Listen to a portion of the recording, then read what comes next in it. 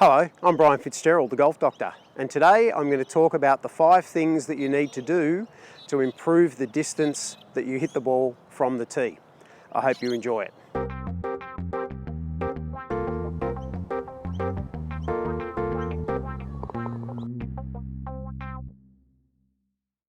So 5 things that you can do to improve the distance that you hit the ball from the tee.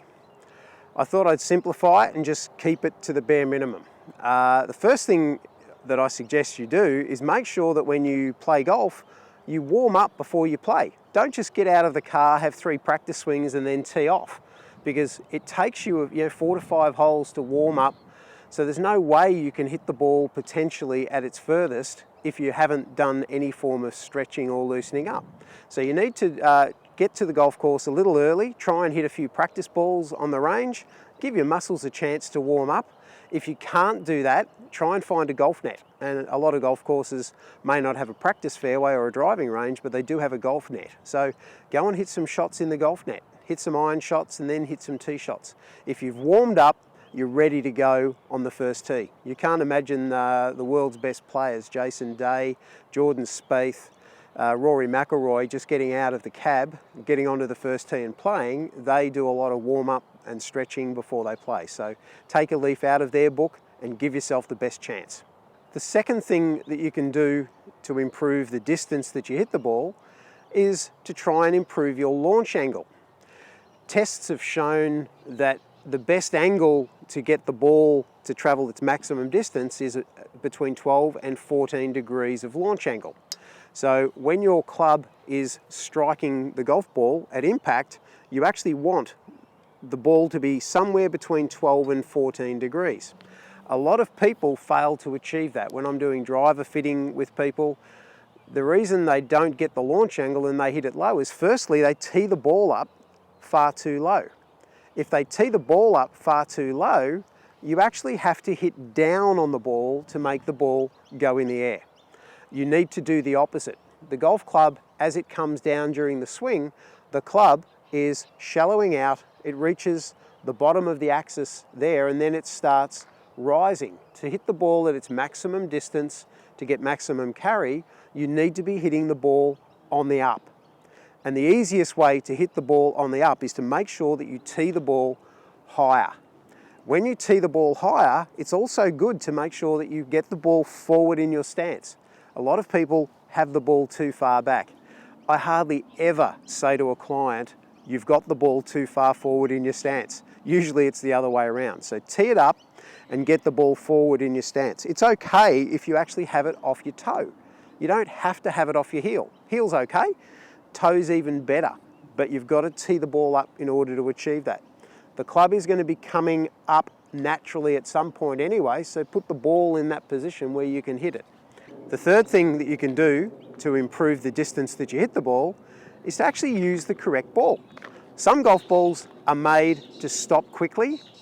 Some balls are made to run. Now, it just depends what sort of golfer you are and what sort of club head speed you can generate as to which ball you should be using. But if you just want distance, and at the moment we're in summer, we want the ball to run to get maximum distance, use a ball that runs. So we have a Pinnacle golf ball, that type of ball, and there's many brands out there, but a distance ball, you will hit the ball 10 to 15 meters further just by changing the ball. Of course, when you do that and you hit the ball into the green, you've got to then sacrifice how much stop you can put on the ball. So if you're wanting more distance off the tee, it will come at a bit of a sacrifice when it comes time to trying to stop the ball close to the flag once it lands. So the trade-off is something like a Pro V1X, which gives you excellent distance from the tee, but it does give you great stop ability, and that's the ball a lot of the touring pros use. Titleist is the #1 ball in golf. That's the one. But if you just want distance, don't use that. Use something like that. The fourth way we can actually improve distance from the tee is to actually optimize the settings on your driver. Back years, not that long ago, you actually had one driver. The driver was a 10.5 degree loft or a 9.5 degree loft or whatever it was, and you couldn't change it. Now, with all the modern drivers that are around, I have 3 drivers here now, And every one of these drivers has some customization built into it. We can change the loft, we can change the weighting, we can help to try and close the club face a little bit to stop it from spinning out to the right. We can open the club face to stop it spinning out to the left. Some drivers we can lower the center of gravity, other drivers we can increase the center of gravity.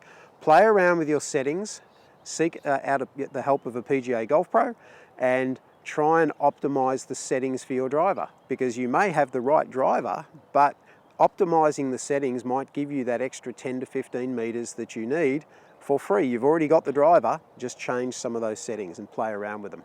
It's a simple one, but it's a very important one.